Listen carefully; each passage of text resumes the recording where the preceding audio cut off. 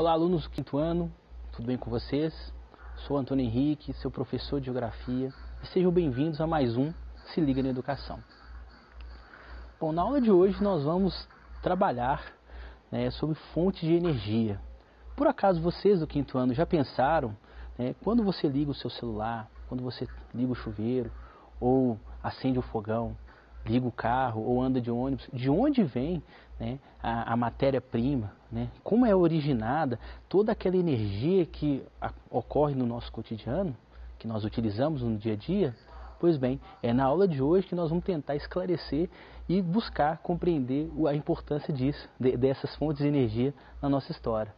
Tá? Então, que é o nosso objetivo, que é identificar os diferentes tipos de energia e reconhecer as fontes renováveis e não renováveis e sua importância para a sociedade. Mas para falar antes de fontes renováveis, não renováveis, vamos conhecer um pouco o que é um recurso natural. Tá? Recurso natural são todos os elementos naturais disponíveis para a utilização humana. Esses recursos podem ser utilizados para sobrevivência ou atividade econômica. Quando eu estou falando de recursos naturais, eu estou citando a água, o ar, os solos, as rochas, a fauna, a flora e os minerais. Perceba então que existem vários elementos, vários recursos que estão disponíveis na superfície e que são utilizados por nós. Porém, nem todos são de fontes energéticas. Tá? E esses recursos então são utilizados para quê? Para a gente sobreviver ou para a gente fazer alguma atividade econômica. Bom, para retirar esse recurso natural, esses recursos naturais da natureza, do espaço, da superfície terrestre, é necessário uma atividade econômica, que é denominada extrativismo. O extrativismo pode ser dividido em 3 atividades. Tá? Antes de falar dessas atividades, é muito bom deixar bem claro que extrativismo é quando eu tiro esse elemento, esse recurso da natureza. Tá? Se você plantou, se você criou e utilizou depois, não é extrativismo. Então, olha lá, extrativismo pode ser animal, então esse extrativismo animal está relacionado com a caça e com a pesca. Extrativismo vegetal é quando eu retiro a vegetação, a flora do seu ambiente. E o extrativismo mineral é quando eu tiro recursos minerais, minerais metálicos ou não metálicos, da superfície terrestre. Os recursos naturais podem ser classificados em 2 grupos, em recursos renováveis e recursos não renováveis. No caso dos recursos renováveis, esses são recursos que podem ser recuperados pela natureza em um curto período de tempo. Tá? Esse período de tempo nós falamos que é a escala do tempo humano. O que isso quer dizer, professor? Quer dizer o seguinte, que são recursos que podem demorar 5, 10, 15, 20, até 100 anos para serem recompostos, para recuperar dentro da natureza. Caso ele passe por isso, é um tempo maior do que a escala humana. E aí, nesse caso, nós falamos que são recursos não renováveis. Os recursos, então, não renováveis são aqueles que não podem ser recuperados pela natureza em um curto espaço de tempo, ou que diminui à medida que é utilizado. O que eu quero esclarecer aqui, alunos, é o seguinte: a maioria dos recursos naturais podem ser recuperados. Porém, alguns recursos são recuperados um tempo menor do que outros. Esses outros são recursos que vão demorar um tempo geológico, vão demorar milhares e milhares de anos para serem recuperados. Por isso que nós não consideramos eles como renováveis. Porque quando eu falo recurso renovável e recurso não renovável, eu estou olhando a partir do ponto de vista do ser humano. Bom, esses recursos naturais, como disse, alguns podem ser utilizados como fontes de energia. Tá? E essas fontes de energia também são denominadas como, podem ser renováveis ou não renováveis. Ou seja, recursos naturais energéticos são os recursos naturais que podem ser utilizados para ter a energia do nosso dia a dia, para ter energia no nosso carro, no nosso celular, no fogão, ou seja, para todas as atividades que nós temos ao longo do tempo. Vamos falar um pouco então dos recursos energéticos renováveis. Tá? O primeiro é a água. No caso, eu escolhi a energia hidráulica. Tá? Energia hidráulica é energia formada através do aproveitamento da água dos rios. E esse aproveitamento da água dos rios é feito através da usina hidrelétrica. o local que produz a eletricidade em grande quantidade. No Brasil, a maior usina hidrelétrica é a usina de Itaipu, localizada em Foz do Iguaçu, no estado do Paraná, ou seja, lá na região sul do Brasil. Por que é importante ressaltar a usina hidrelétrica no Brasil? O Brasil é um país que ele é considerado privilegiado pela grande quantidade de água que possui em seu território. Além disso, né, além da grande quantidade de água, nós temos um relevo, principalmente na região centro-sul do território brasileiro, um relevo de planalto, o que é ideal para a construção dessas usinas. E também, para completar, temos um clima favorável. O nosso regime pluviométrico, ou seja, o nosso regime de chuva, ele é bem organizado, o que faz com que sempre tenhamos rios perenes, ou seja, rios que possuem água, que correm o seu canal durante todo o ano. Trouxe aqui o exemplo, a imagem da usina de Itaipu, que é considerada a maior usina do Brasil e também considerada uma das maiores do mundo.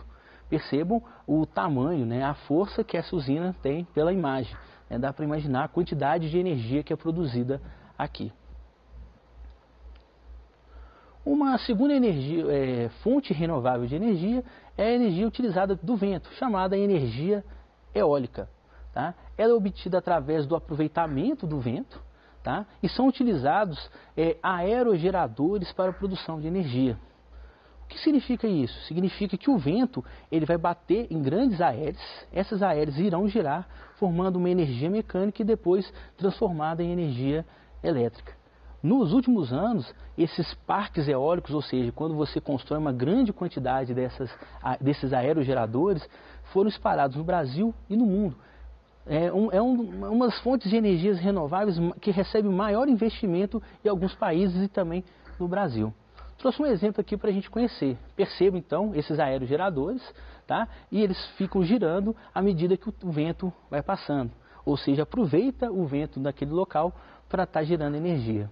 Um outro ponto interessante também é que algumas propriedades utilizam aquela região, né? Aquele local que está posicionado os aerogeradores para também participar para a produção agrícola, ou seja, os produtores conseguem gerar energia e também aproveitam o solo para produzir alimento.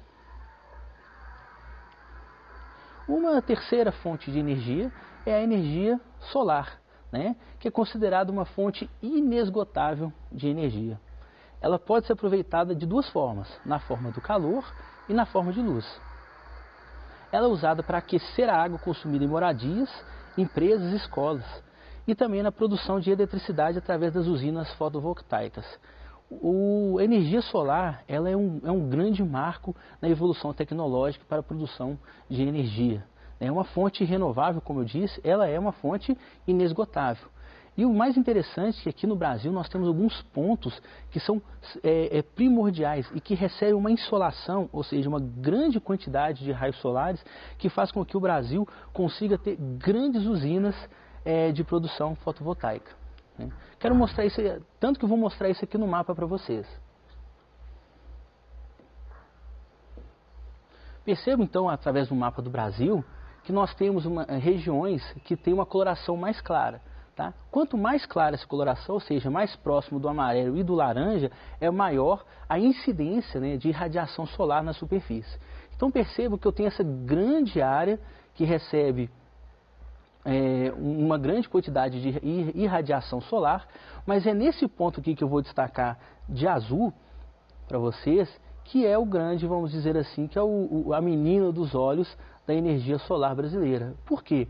Porque é a região que o nível de irradiação é tão alto que pode ser utilizado de uma maneira constante e com grande qualidade dentro do território nacional. Se você não conhece o que é uma placa fotovoltaica, trouxe essa imagem. Ela é bem utilizada, no caso, para receber o calor do sol e transformar em energia elétrica. Uma outra forma de utilizar o calor do sol, como eu já disse, é através do aquecimento. Existem sistemas, né, de tubos que recebem o sol ao longo do dia e aquecem a água, e essa água pode ser utilizada dentro do cotidiano das famílias. Uma outra fonte de energia que é bem citada é a biomassa. A biomassa é toda a matéria vegetal e orgânica existente que pode ser utilizada na produção de energia elétrica ou combustível. Tá? A lenha, o bagaço de cana de açúcar, cavaco de madeira, resíduos agrícolas, algas, restos de alimentos e excrementos de animal podem sim gerar energia. Tá? Essa energia é uma energia renovável e é chamada então de biomassa. No Brasil, a biomassa mais utilizada é originada da cana-de-açúcar. Tá? E a cana-de-açúcar também, no caso da biomassa da cana-de-açúcar, é utilizada para gerar o biocombustível, conhecido também como etanol.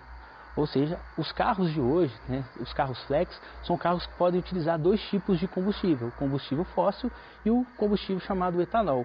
E esse etanol, ele é formado de biomassa, ou seja, é um combustível de origem de fonte renovável. Veja que interessante, o etanol ele é um marco da tecnologia de combustíveis produzida aqui no Brasil. Então vale sempre a pena estar destacando e valorizando esse tipo de combustível. Existem também outras fontes de energias renováveis, como por exemplo a energia geotérmica, que é aquela fonte de energia que utiliza o calor que existe no manto do planeta. Esse calor ele aquece caldeiras, gerando essas caldeiras elas evaporam água e essa água evaporada vai gerar o sistema de produção elétrica. E também energia oceânica. Já que eu falei da água através das hidrelétricas, quando eu citei a água na hidrelétrica, eu estou falando da água continental. No caso da água oceânica, também dá para gerar energia como fonte renovável. No caso, ela é chamada de energia de maré motriz. Bom, conhecemos um pouquinho sobre energias, fontes energéticas renováveis. Vamos falar um pouco agora das energias não renováveis. Tá? As energias não renováveis, a mais conhecida é o petróleo e o gás natural. Tá? Todos os dois são encontrados em bacias sedimentares. Mas, professor, o que é uma bacia sedimentar? Calma. Bacia sedimentar é uma estrutura geológica formada por rochas que foram depositadas, ou restos, sedimentos de rochas que foram depositadas em regiões de relevo mais baixo. Ao longo do tempo, essas rochas depositadas, elas também aprisionaram matéria orgânica. Essa matéria orgânica sofreu uma transformação e essa transformação gerou o petróleo e o gás natural e também um outro combustível fóssil muito conhecido que é o carvão mineral. Tá? É importante lembrar que tanto o petróleo, o gás natural e o carvão mineral são elementos formados há milhares e milhares de anos atrás, bem na época do planeta Terra primitivo.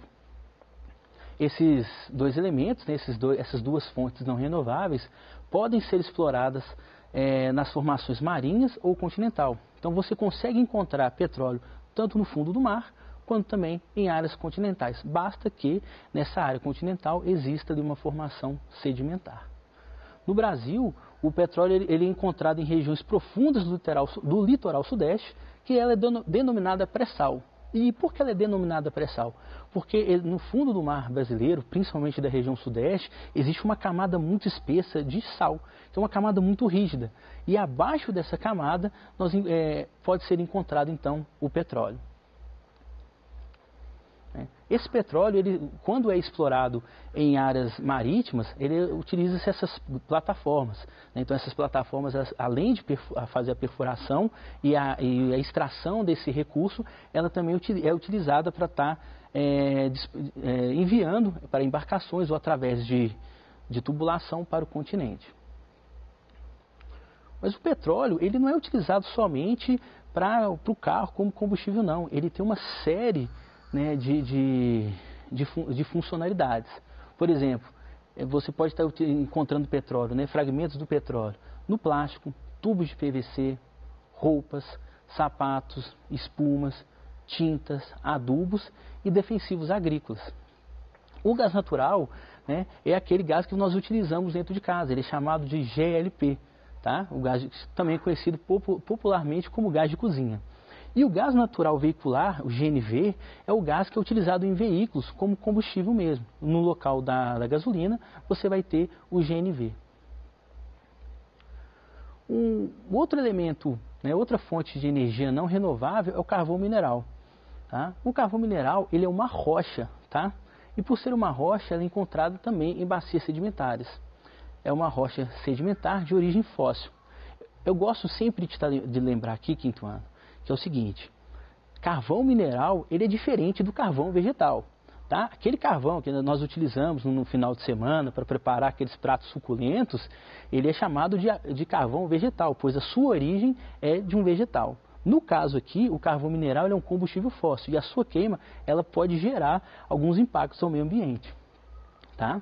Ela é uma fonte de energia muito utilizada, ou talvez a mais utilizada no mundo, e no Brasil você consegue encontrar carvão mineral predominantemente na região sul do país. Se você não conhece, trouxe essa imagem, perceba que tem uma coloração mais escura, mas é uma rocha. Não lembra um pouquinho o carvão vegetal, mas sim, ela é uma rocha.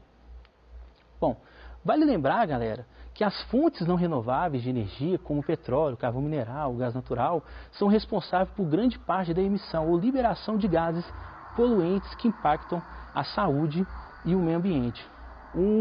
De acordo com os pesquisadores, o que causa, principalmente o aquecimento global, as mudanças do clima, as ilhas de calor, não é somente a urbanização, mas também a grande quantidade de combustíveis fósseis que são queimados ao longo do tempo, ao longo da história humana.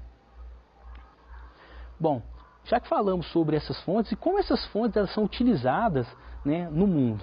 Bom, no mundo, a maior parte da energia, da matriz energética mundial é derivada, são o petróleo e os seus derivados, seguido aí pelo carvão mineral e pelo gás natural.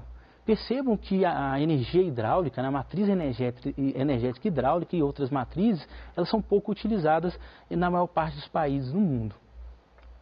Quando nós falamos apenas de matriz energética, e aí eu falo do Brasil, percebo que o Brasil também ele utiliza muito o petróleo e seus derivados. Em seguida, ele também utiliza o gás natural e depois a energia hidráulica. Mas, quando nós comparamos a matriz elétrica, ou seja, quando eu estou falando matriz energética, eu estou falando dos recursos naturais utilizados para gerar energia.